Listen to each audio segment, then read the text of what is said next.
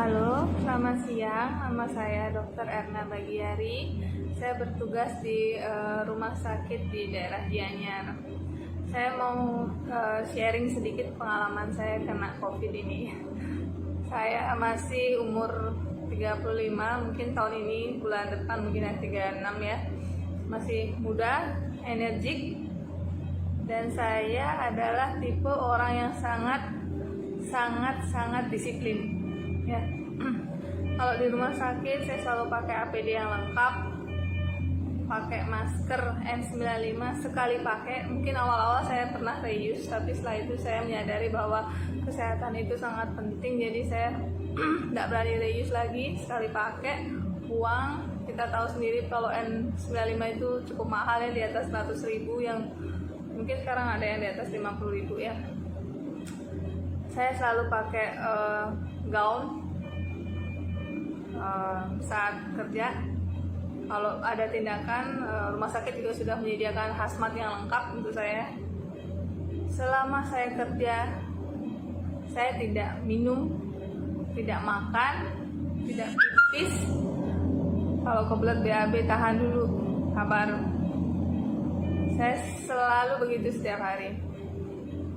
Dan saya juga kerja menggunakan stetoskop yang panjangnya 2 meter. Mungkin waktu pertama kali saya pakai stetoskop yang 2 meter itu pasti banyak yang serem. Saya nggak peduli. Saya sangat nggak peduli. Yang saya pedulikan adalah bagaimana menjaga diri saya sendiri, pasien saya, keluarga saya.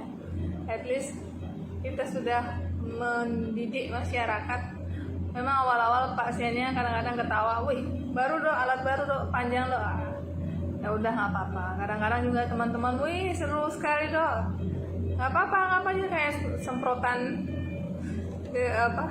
demam berdarah, ya sudah, jalani saja. Saya nggak pernah peduli. Untungnya saya punya kuping yang bagus, jadi saya tidak pernah kualitas pelayanan saya, artinya tidak mengorbankan sampai saya nggak dengar apa-apa dalam memeriksa. Itu nggak seperti itu. Untungnya kuping saya bagus ya. Nah, kenapa sedisiplin ini saya masih kena? Oh ya juga, kalau tahu perawat-perawat saya semua ya, saya yang paling sering negur. Saya selalu negur, jangan makan di rumah sakit, tahan laparnya. Jangan makan di rumah sakit, jangan minum, tahan. Kadang-kadang saya kalau lebih ekstrim sedikit, kalau tahu perawatnya habis makan, saya nggak mau visit sama perawat itu, saya mau yang lain. Bukan mau gimana, artinya memberikan edukasi lah, itu maksudnya, biar sama-sama kita menyadari bahwa ini bukan hal yang sederhana dan simpel. Tapi di mana saya kena, saya ini orang yang sangat sayang keluarga.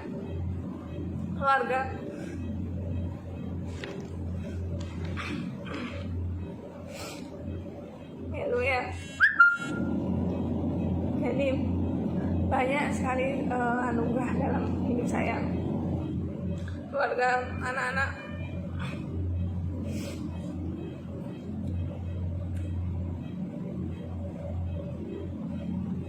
Saya sangat suka pulang kampung, kumpul sama keluarga, itu hobi saya itu. Dan saya sangat menyadari sendiri bahwa pada saat saya berkumpul dengan keluarga, saya berbagi resiko. Artinya resiko yang mereka dapatkan juga akan beresiko ke saya sendiri. Tapi memang saya abaikan. Saya memang pernah bilang sama perawat saya sendiri, saya sangat disiplin kalau di rumah sakit, tapi kalau di rumah enggak. Karena saya merasa kita sering kontak, kita saling menyayangi, kita saling menjaga. Tapi memang setelah saat ini saya sadari bahwa mungkin bagi sebagian banyak orang di luar medis itu masih belum fasih menggunakan masker, masih ada perasaan sesak, pasti perasaan tidak enak. Kebetulan waktu itu saya pulang kampung, om saya lagi sakit. Saya nggak bawa alat, saya hanya cuma lihat, oh ini jelek, kok pucet ya mukanya, nggak bagus gitu. Saya pulang kampung tujuannya untuk sembahyang sebenarnya. Ya sambil menghibur diri ya, kampung itu adalah tempat yang paling aman dan indah menurut saya.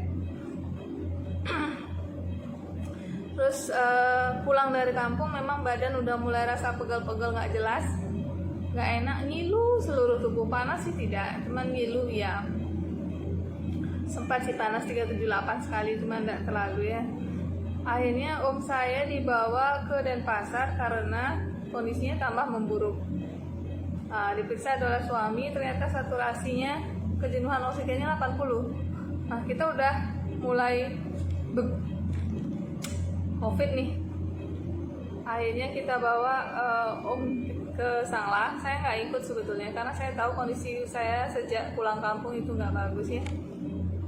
Jadi ternyata positif COVID. Saya langsung swab. Waktu itu karena saya merasa gejala infeksi virus juga, itu ternyata hasil swab saya negatif.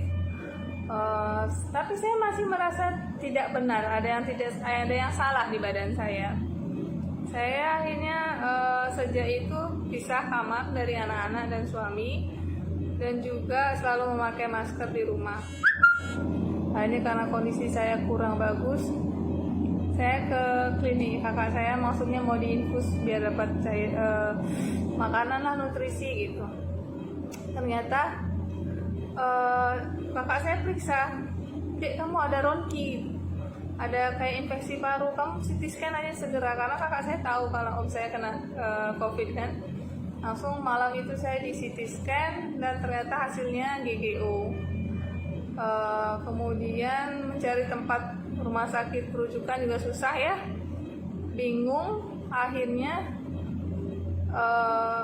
keesokan harinya saya dapat, bersyukur sekali saya sampai di rumah sakit ini. Di rumah sakit RSPTN ini luar biasa memang.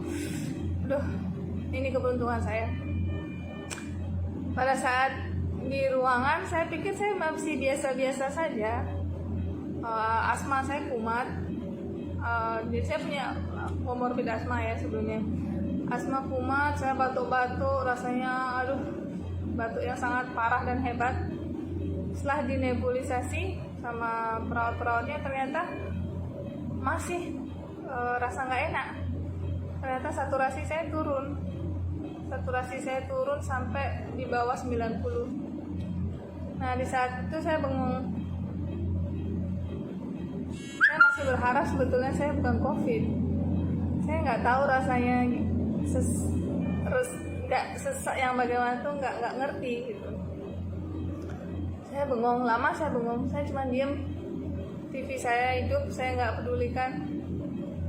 Saya cuma merasa ini rasanya ya, diambang-ambang nafas habis itu ya. Akhirnya saya dipindahkan ke ICU. Hasil swabnya ternyata akhirnya saya positif COVID. Selama dalam ICU juga saya kan dipasang ini. Kalau kalian tahu, ini adalah vena sentral.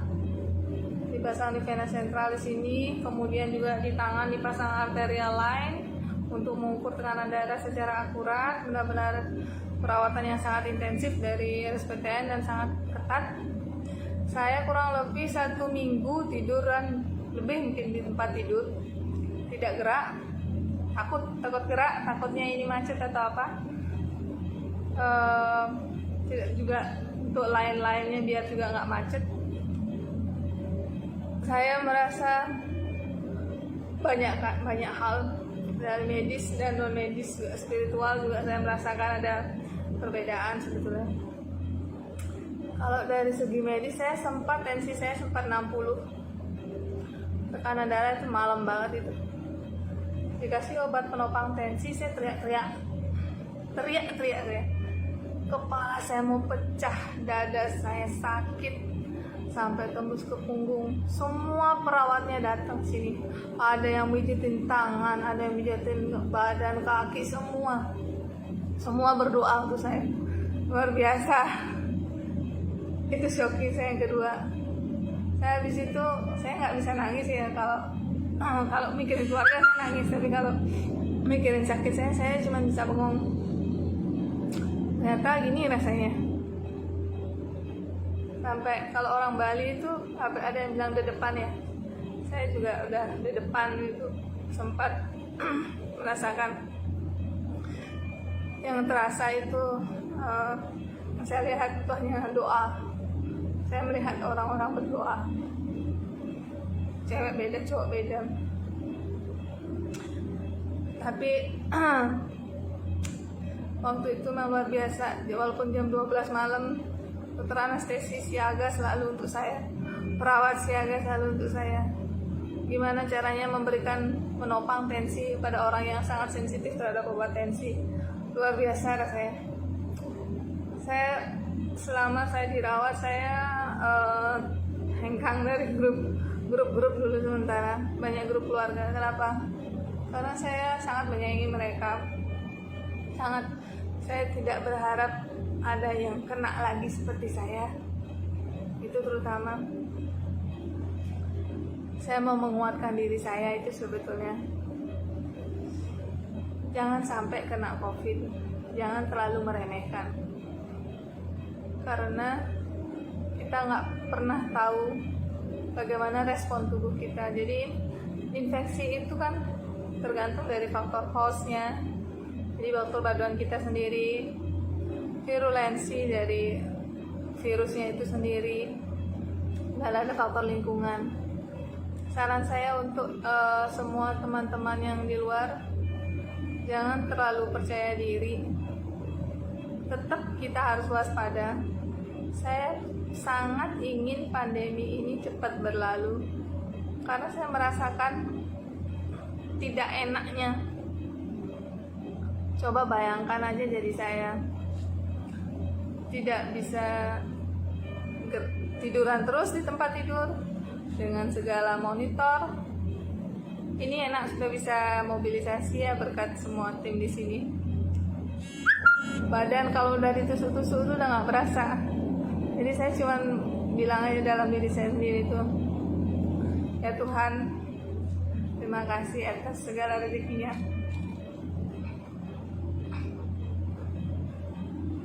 Saya ikhlas menjalani. Semoga ini bisa menjadi pelajaran buat yang di luar sana ya, yang masih suka kumpul bareng, olahraga bareng gitu ya. Saya bukan gimana, saya nggak mau kalian mengalami seperti saya nggak mau. Kalau memang pengen olahragalah di rumah. Kalau pengen makan makanan yang enak, beli di luar, bungkus, makannya di rumah saja. Itu aja pesan saya sih selama saya menjadi pasien COVID. Jadi saya merasa di satu sisi, stop stigma ya. Jangan pernah saling menyalahkan. Karena apa? Ini kita semua adalah belajar.